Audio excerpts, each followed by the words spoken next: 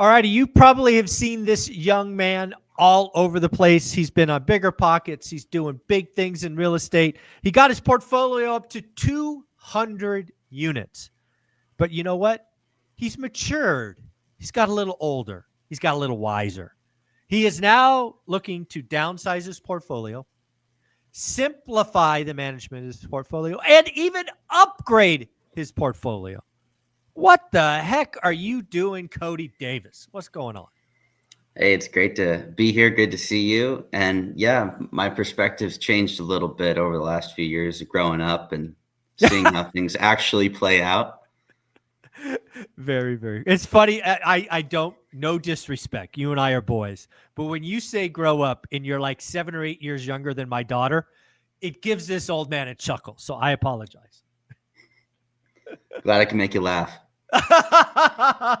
Great answer. So I apologize. I won't do that again.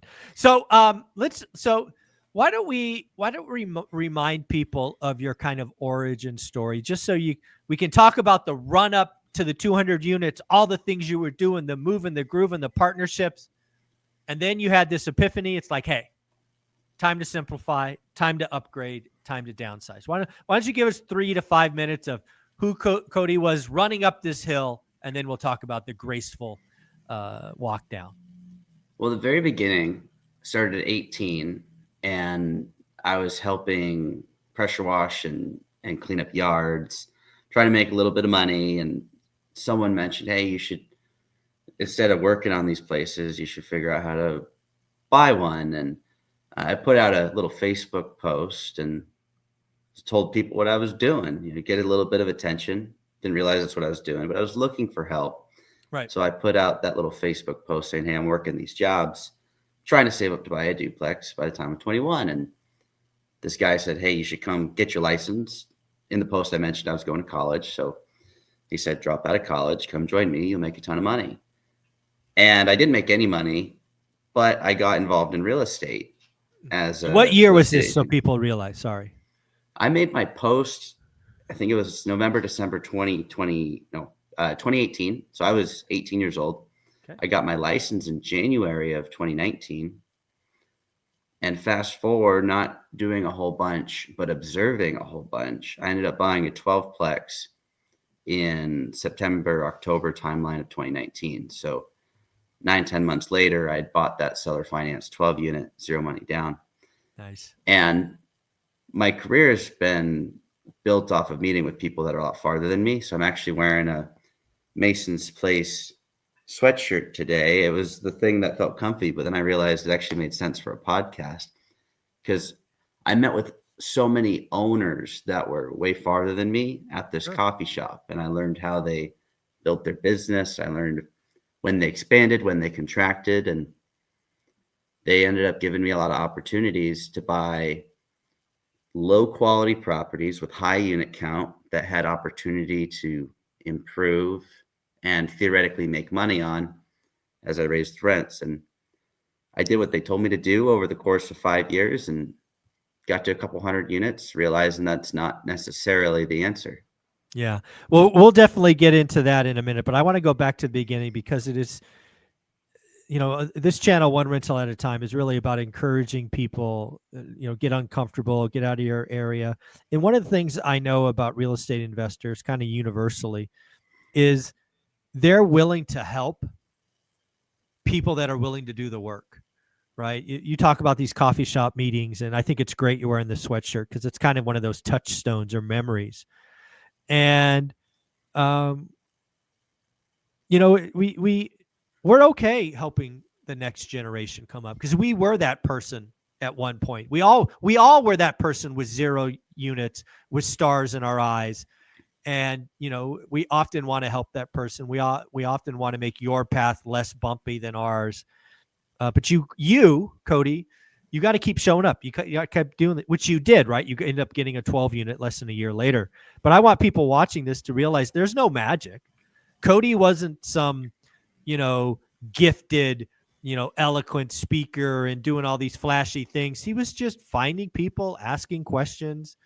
And so talk about the importance of doing that. Well, everything you want, someone else has. And I didn't know how to communicate. I was a kid who, like, my mom would take me to McDonald's. I'd get the 4-piece. She'd say, "Hey, do you want more? Or you go with 4?" And I said, "I'm good with 4." And then I'd be hungry afterwards. She's like, "Okay, here's $2. Go ask for more chicken nuggets." And I wouldn't do it because I was too afraid to talk to people. Wow. So I would just, no, I'm okay. So it's just important to try and simplify everything you can so that you're not worrying about all these things that might happen, because they're usually not going to happen. And when I was getting started, my goal was just to figure out who has what I want, which was to be able to help my mom retire and I want to get multifamily. And I just thought multifamily because I had listened to the Cardones and the Kiyosakis, Sure. and they're putting all that out there. So that was going in my head. So I was like, okay, I got to go bigger.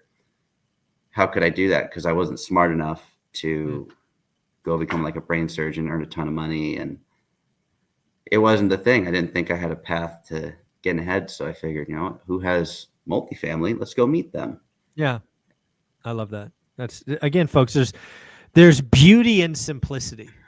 And I'm sure every conversation wasn't fun. I'm sure not everybody helped you, but the more often you had them, the better your chances of finding that person that was going to help you. So why don't we tell the full life story of that first 12 unit? So you get a seller financing, 0 down. Why don't you walk us through your whole ownership? If you still own it, great. If you sold it, great. But just walk through the struggles, because typically when you buy a building that's run down, there's some bumps and interesting curves in the road. So why don't you tell us the full life story? So the weirdest part about my investing history, my first deal to this day is still my coolest property. Nice. It has the best debt product. It's the best building. But I bought it, and for those who are thinking, a 12-plex is too big, it's just one rental. It's 3 quadplexes on one lot, as simple as it can be. And so you got these 3 quads, and I went in, I bought it. I got it with $0 out of my actual pocket. I had to pay for inspection, which was $1,600 or something like that. But I bought it based off the idea of long-term debt. It's a 30-year fixed rate loan, no balloon. Wow, seller financing, 30-year fixed rate note. Folks, it's possible. You know how many people tell me that's not possible? I'm like, you got to ask, right? Just crazy. Good job. Yeah. And so I have no payoff, because I was told you want as long-term debt as possible from my original mentor. And I was like, okay, 30 years. And you they didn't said, know sure. Right? Good for you. So they said yes to that, 6% interest. A caveat to getting that financing was there's a 10% payment penalty for 10 years. Okay. I've done that too. They don't want the money. They don't want the big payoff. It's a problem. Right. So I've got another 4.5 years on that, because I've owned that property for now 5.5 years. Nice. And since then, I've grown the rent roll from 9,700 to 15.2, I think it is right now. Nice. Up 6. So that's up. What is that? 70%, 60%. Nice work. It's up there, but in the process, I've gone in and made things a little nicer. But the bulk of what I've done wasn't all that much. I redid the water heaters. Okay.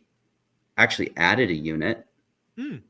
So I turned a 700 square foot basement with no windows. I got all engineered, and I actually used the equity a little bit. I put a HELOC against the property. Sure. We'll talk about that in a minute, but I got a HELOC against it to add a unit, and I replaced all the Zinsco electrical panels because I got dropped for insurance. Yeah, I've had that happen. Yeah. So, but the crazy thing, so this is what I don't like. I've got this long-term fixed rate debt product on the 12-plex. I've got the income up, but I have this prepayment penalty for another 4.5 years. So about 2 years ago, I put a 2-year basically like hard money second against it to do the projects, because I didn't have the money back then to do the panels when I got called on that. Yeah, the panels. I mean, so is it 12 individual panels? Right, or 13, I guess. Right, you added a unit. So those aren't cheap, right? And the rewiring and doing that's, I don't know what that was, probably 60 grand, maybe 90 grand. It's pretty expensive. On that one, I was in the 40s. Okay, well, good for you. All right. But I give that contractor a lot of business, and I have for years. So, I got it done for a pretty decent price. And But the cool thing is, when I was running out of time on that, I couldn't refinance it. I had the equity, but I didn't want to pay the prepayment penalty. So I called the seller and said, hey, I'm trying to refinance this line of credit. Would you lend me the money? And the seller actually lent me 100% of the money to pay off that line of credit in second position behind his first position note. Wow. And that line of credit was more than my initial down payment. So because I borrowed the down payment in the beginning from a hard money lender. So Sure. Wow. I actually basically have a zero cost basis deal because the lender paid me for it. So I'm just curious, the second you got from the original seller, is it a 30-year again, or is it interest only, or how'd you negotiate that? That was 12% interest only. And when I was getting started, I was working at that real estate office. And while I wasn't doing very hot on the brokerage side, I had sold a duplex and a mobile home. And I felt pretty good because I caught both sides of the mobile home, but the price was still only 120 grand. There were brokers in the office making multiple six figures a year. And I made very uneducated pitches to them. Like, I didn't know what I was doing, but I was like, hey, this deal makes sense. It'll pay for the investor loan payment, because it was, I borrowed 125 grand from them. So 12%, it was 1250 a month. I can make that payment from the 12plex if everything went right. And they ended up pitching their clients. Their client funded the deal. Nice. Made the fee. And, but that was, all in all, 2 years of interest only at 12%. So it wasn't exactly low risk. No, there you go. I like it. So again, let's go back to the twists and turns of the 12plex. So at some point you get a note from your insurance company, which I've had happen to me on apartment buildings. Hey, we are going to cancel or drop your insurance because the electrical panels are, call them old. That's not fun, right? So you got to go scramble. You didn't have the cash. You go get a quote. You fix it. You keep insurance. What are some other twists and turns that, again, just the life of a landlord, that's not all sunshine and rainbows? When I added that unit, the contractor I had, their main person for window wells was busy, so they subbed it out. And the person they subbed it out to was recommended by the city, and that individual didn't know what they're doing. Small town things. So the second line of credit that went against the building that I used, I spent like 80 grand on that unit downstairs, and it flooded twice. Oh. So it flooded it, got it remediated, flooded again. So it's a $7,000 redo. I'm grateful that the property cash flows that in less than 2 months, but at the same time, it's still a lot of money. Oh yeah, it is. It's not something you're planning for. You add the unit, you think you get it done right, and you get shocked by one and then another flood. That's that'll catch your attention. Yeah, it was unfortunate, but things happen. Some of the wiring in that building before I got it redone would go in line. So the whole thing, if you have one outlet explode, the whole circuit's done. So lights would be out to half the apartment. Oh, so I got to learn about wiring and plumbing. And because in the beginning I was the maintenance guy. I was the plumber. I was the electrician. And it was 3 hours from where I lived. So if something went out, I would drive 3 hours, figure out what plug exploded and why, and replace it. But I was self-managing in the beginning. I think that's important to mention too. Sure. But things don't go exactly to plan, and which is why you need to build a cash flow model. And people that build the equity growth only model eventually get slapped. No, I agree with that. I'm glad you brought that up, and you've discovered that pretty early in your career. So congratulations. There's a lot of people, because we had a pretty good market from 18 to, I don't know, call it 23, where a lot of people got fooled into real estate always goes up. And if you are an appreciation investor and you're grinding and you're maximizing your debt and you're extracting every dollar, you could get got, even if the market's just flat for a couple of years. And I'm glad that you caught that. So let's end the 12-unit story on a positive. What did you buy it for? $1,125,000. And what do you think the estimate value is today? I think it would appraise for a refi around $2 million. based on that market and the income. So 900 grand equity gain on top of Yeah. taking rent rolls from 9 to 15. So a pretty good journey for what, 6 years or so? Yeah. I like it, but to be fair, net worth isn't really all that cool. I mean, it's all made up, right? So I agree like 100%. like 100%. it's worth 2 million, but an investor doesn't pay what it's worth typically. So they're probably going to want to buy it for $1.8 million. So do I really have all that? No, but it's pretty on a balance sheet, and Yeah, it's cool looks to good on own a, loans. what do they call that, statement? Yeah, financial statement. Looks good. Looks good. Well, while you were talking, Cody, there's a nice little cat that jumped over your left shoulder. Do you want to tell us his or her name? Yeah, so that's Oreo, and I got Oh, her that makes 3 sense. years Oreo. ago. Nice. Yeah, and my fiance had a dog before I met her named Hershey. So what are the odds? Oh, Oreo and Hershey, you guys think Yeah, alike. That's awesome. That's awesome. yeah. All right. So that's a great story of the 12 unit, all of that. So now let's fast forward a little bit. You get to a point in your journey, which for this example, we'll call the top of the mountain, right? Max units, all growth, all gas, no brake. And there's probably a moment, maybe a couple of moments, where you just step back again, show your maturity above your age, and you're like, hey, we need to de-risk this. We need to simplify this. Talk about that moment, maybe you and your fiance had, where you're like, hey, we need to trim this. We need to simplify this a little bit. What happened? I had a conversation with my mentor, and my mentor and I, he's been there since 5 years ago. I met him in 2019. Mm-hmm. I did my first deal with him in 2020, where he sold me a building and financed it for me. And I looked at his portfolio. He has built a portfolio much more similar to Dion, just more units. Right. So he's in that 70 unit range. I think he's around 72, 73, but they're all new construction. They're all renting for $1,800 to $2,000. And he only has like $1 million of debt. Oh, So damn. that was what I initially reacted as well. How do I get some of that? So I was like, how can you sell or finance all these? He's like, oh, I just paid them off. So I'm working on a 1031 right now on a brand new construction 7-plex. He built it, and that's owned in cash as well. So Wow.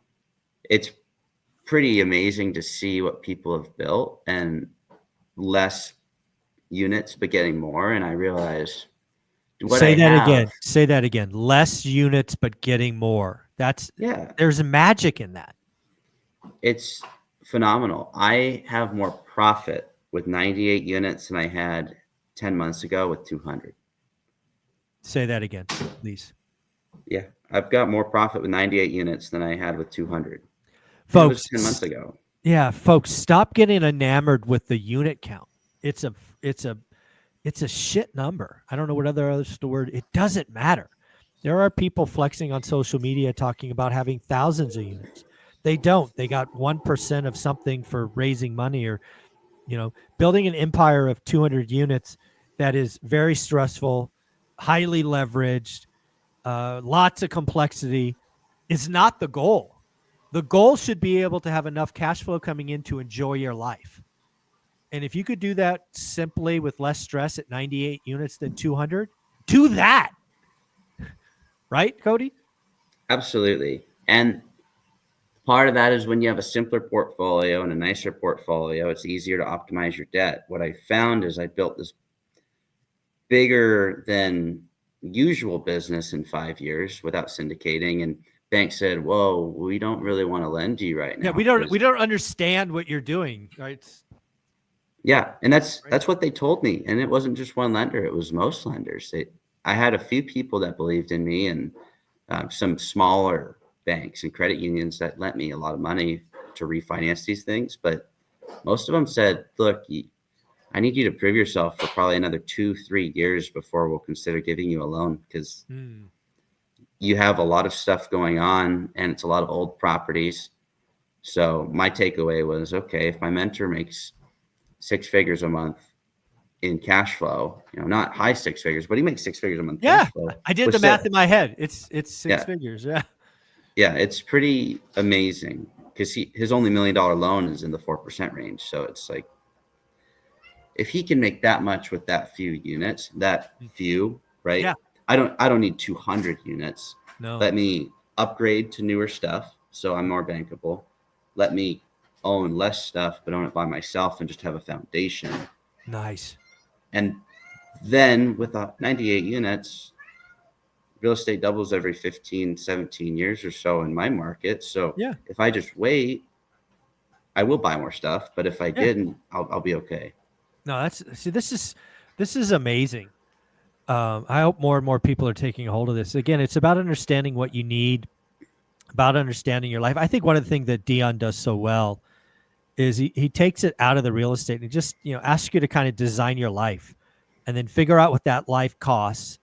And then his words, I believe, is like, what's the fewest number of units I need to get that life? And then, folks, you won the game. You can stop playing. You don't have to buy if you've kind of covered the nut. You can if you want. You can if you get a good deal, right? The beauty about real estate investing is once you have that skill, you always have that skill. And you could take advantage of opportunities. So it's amazing. So why don't you talk about the 10-month journey going from 200 to 98? Yeah. So that was a mix of needing money and wanting to dissolve partnerships.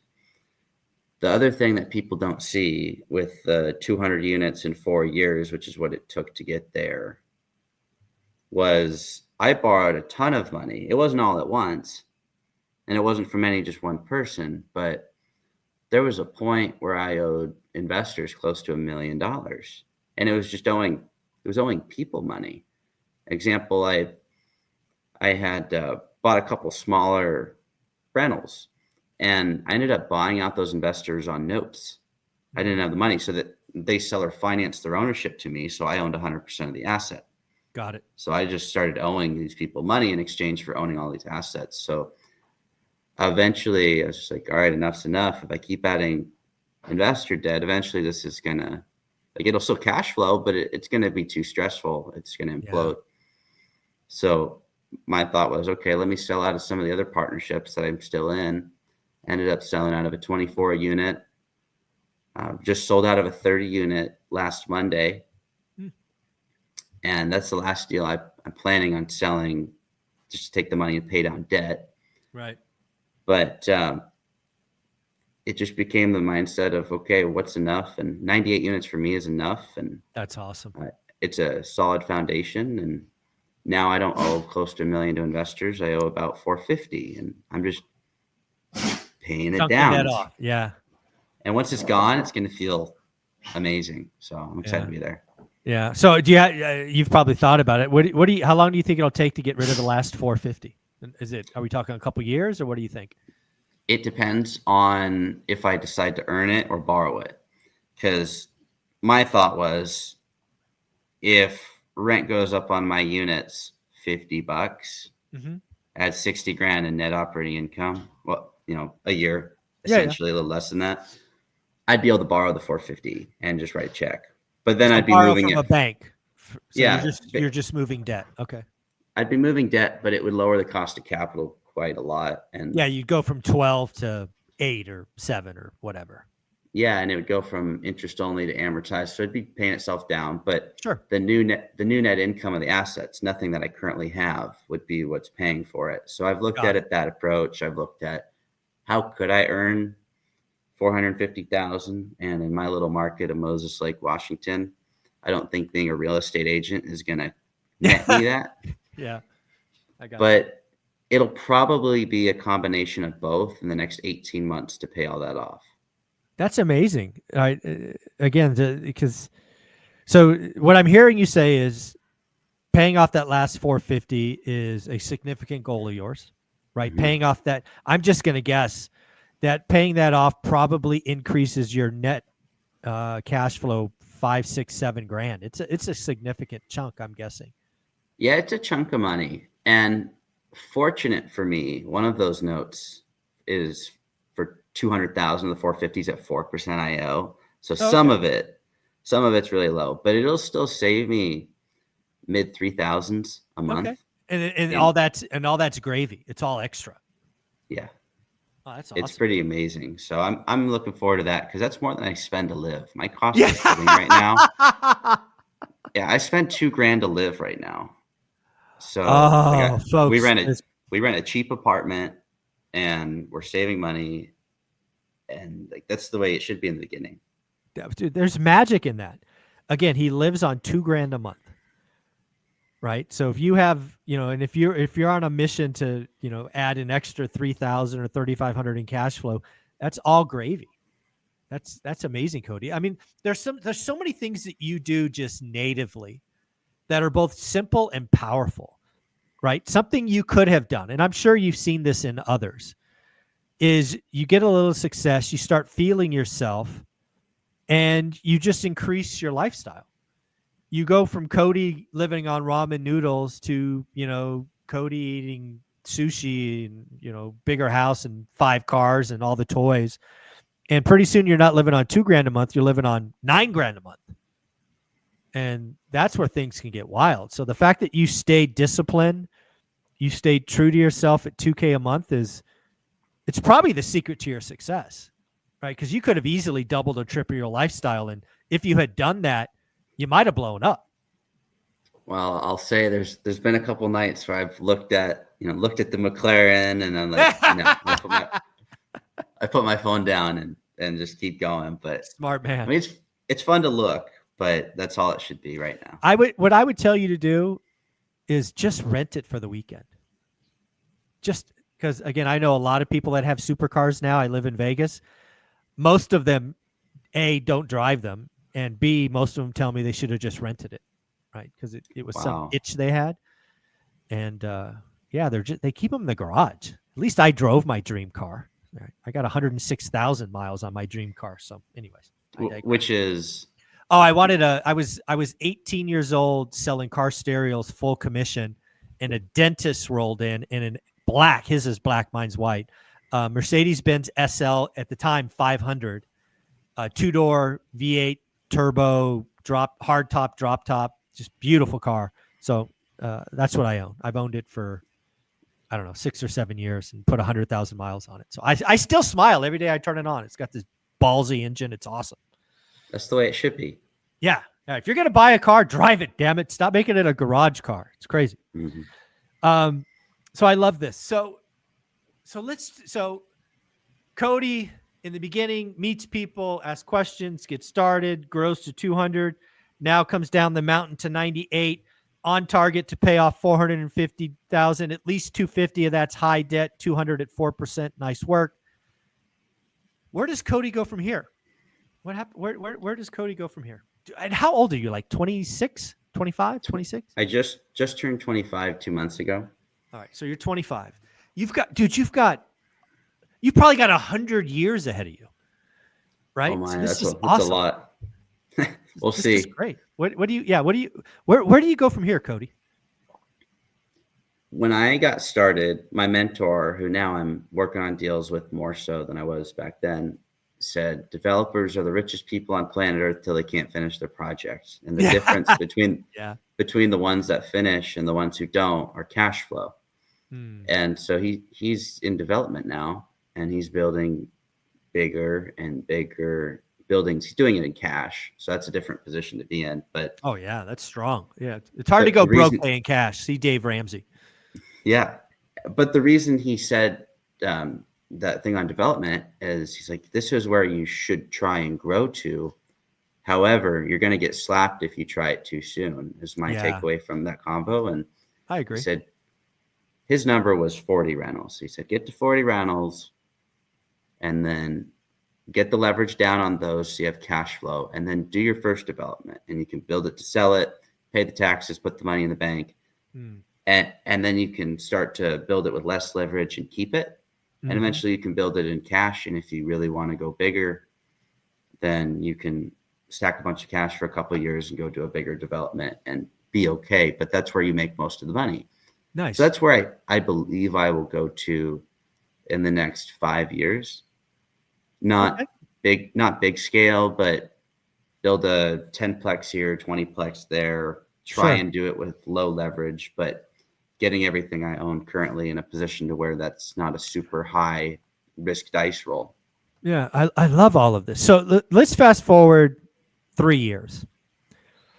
Actually, let me ask it this way. What is the LTV when you look at your 98 units today? Are you sitting at like 65, 70% now that you've delevered a lot? Or where are you? What's your guesstimate you're at today? Right now, before I sell my sixplex for the 1031, I'm in the 60s. I've got some stuff in the 50s. I have a couple things in the 70s. Okay, so you're But averaging 60-ish, yeah, 65. Okay, I'm that's a not 60 bad. to 65. But I have a tax problem because I sold out of those properties. It's the other thing people don't say online. They talk about how much money they make and not how much they Yeah, pay in taxes. yeah. So I've got a low six-figure tax bill I have to wipe out. And so what I'm doing is I'm 1031ing my sixplex, selling it for 600. Mm-hmm, I'm going to take 120,000 of that and buy this brand new sevenplex mm-hmm. for $1,650,000, which is about what those are worth for new construction. Sure. And seller finance, 7% down right now. I'm Okay. going to make it recourse debt so that the debt amount can count towards my basis, Mm. and I'm going to cost seg it. Okay, and then you're gonna wipe out the 6-figure. Yeah, because if I didn't do recourse debt, then the debt amount wouldn't count towards my basis, is what I've been told. Okay. So doing that one little tweak in the seller finance note will Hmm. allow me to wipe that out. But the reason I'm bringing that up is my leverage is about to go higher because I'm buying Up. a million Yeah. 650 deal, 7% down. Got it. So, but on purpose, right? You have a solve for that. You're trying to pay off a 6-figure IRS bill or state Yeah. bill, whatever it is. Okay, I like it. And So it'll cash flow. yeah, so let's fast forward 5 years. So now you're 30. Congratulations.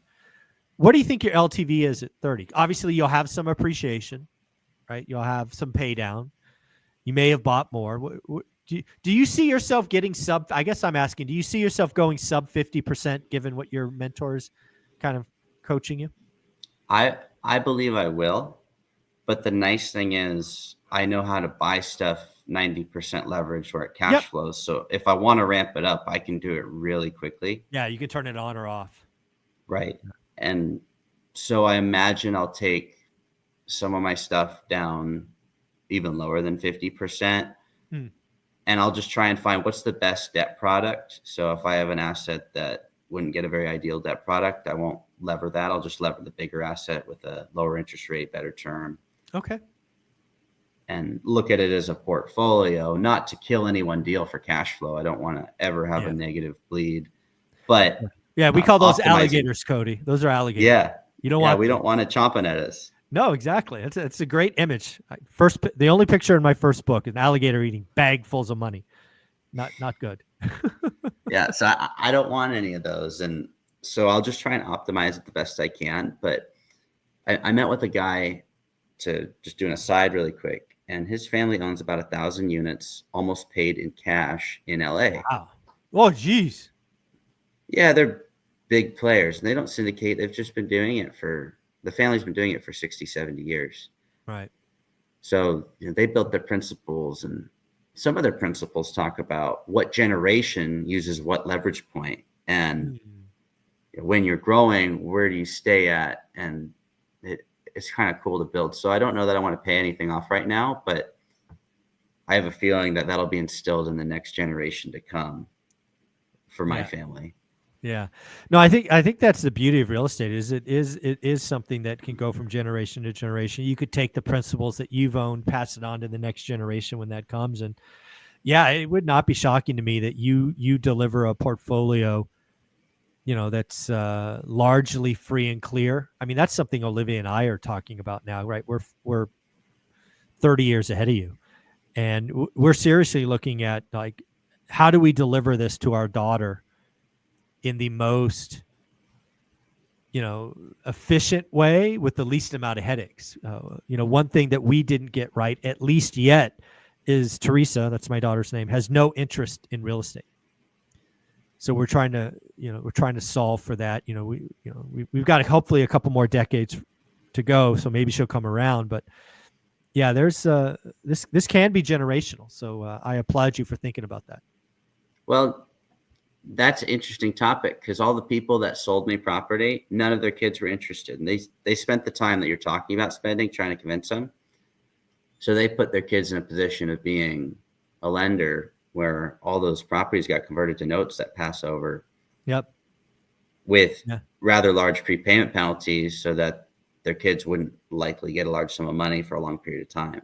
Yeah, one of the things you've got to realize is, when you get to be older in this and you're starting to look at, right sizing your portfolio for the next generation, turning it into a seller finance note with a big prepayment penalty is the right answer. Because for some people, a big chunk of money is a problem, right? You don't want that fall on your kids because maybe they don't have money habits or whatever. You don't want the tax bill, the depreciation recapture, all of that nastiness. There's unwinding this as you get older is really takes some planning. So again, seller financing with the big 10-year prepay or whatever it is a very good idea, and something we will likely leverage. Yes. It's smart. Yeah. Yeah. So what else is going on with you? You're getting married? Did I hear a rumor you're getting married? Getting married in October, so that'll be fun. That's Nice. another stage in life. And we've been talking for a couple of years, and now we're committing to that later this year. So that's, I think, Fun. 8-9 months out. Yeah. Nice. And after that, I mean, she's got her own real estate portfolio from before me. So that's pretty cool. Nice. You're going to be two legends together. Yeah, it's fun. She's up to 10 rentals, and she's on her journey to get to 35, because that was the unit count number in her market that she feels will get her what she wants. Okay. And so we'll see if that ends up being around true. where you are? Is she in Washington too? Yeah, we lived together originally. So she had gotten a surgery over in Tennessee. She was getting out of the Army and jumping out of planes and helicopters. Your knees tend to get busted up. So yeah, there was a period of time where I flew over there to live in Tennessee. Oh. And we were in Clarksville, which is just north of Nashville. It's on the Kentucky border. And now we're here to stabilize my business, and she moved here. And our family both lives in Washington State. So okay, it's convenient. Nice. Well, congratulations. Enjoy the journey. Being married it's awesome. When you get the right partner, I know Dion and Mike and all those guys make fun of it, but I got to tell you, being married for 30 some odd years is awesome. Right? When you have somebody you can count on, it's there for the good and the bad, the memories, the growth, because you both will grow and mature. Get family, kid or kids. You have a lot to look forward to, Cody. I'm looking forward to it a lot. Yeah, I wanted 2 kids. She wanted 3. We settled on 3. You know how that works. You want 2, well, she wants 3. She gets 3.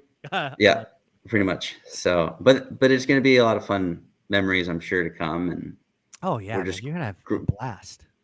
Growing one day at a time, trying to keep all these things moving in the right direction. Well, I think you're doing a great job. Well, one of the things we talked about off air, I wanted to make sure we closed with, is you used to do a lot of running, and then you started walking, and you dropped weight. What the hell is that all about? Yeah, low intensity stuff. Pretty cool. I dropped about 7 pounds, and wow. I saw some photos. 7 pounds on me moves the needle. I was chubby, like really chubby for a while. So I'm glad that's down. I'm 5'8". Okay, so 5'8", 7 pounds. Okay, and you're 25. So that's crazy. So I'm 5'10". I've been doing this health thing, so I dropped 19 pounds, and walking has been a shocking discovery. It's just 7 weeks, 19 pounds. It's crazy. 10%. I dropped 10% of my body in 7 weeks. It's wild. That's ridiculous. That's crazy. It's crazy. But you do your 20,000 step walk once a week, yeah? Well, Saturday. So basically, what my goal is 100,000 steps a week. So it's about 14,000 steps a day, but I can't do that every day. So Saturday is like my makeup day. Sometimes it's 20, sometimes it's 25,000. But yeah, I think the longest I did was 31,000 steps on Saturday, just to get to the goal. So I'm one of those crazy committed guys. Well, and it shows, because you've had success with 30-year marriage and with your portfolio and your health now. I appreciate that. I appreciate that. Cody, if somebody want to reach out, follow you, where are you? Are you on Facebook, Instagram, YouTube? Where's Cody at? Yeah, on my YouTube, Cody Davis Business Adventures. I'm on there, and I've just been sharing videos every Tuesday and Thursday for the last little while, and Nice. it's a little channel starting to grow past 1,000 subscribers a week ago, and Congratulations. made it. But Yeah. no, it's not about that, but it's fun to post videos, and it's getting a lot more engagement than I thought it would. So it's cool to see people are enjoying it. Well, let's be honest. You're Gen Z. You've had an amazing 5-year run. If you stay consistent Tuesday and Thursday, and you just keep being who you are, like you were on this show, honest and authentic, you'll be shocked at where it is in 2 years. Shocked. So keep it up. One day at a time. One day at a time. I love that, Cody. You're amazing, man. Take care. Congratulations on all the success. Congratulations on the upcoming nuptials. You're amazing, man. Keep it up. Thank you.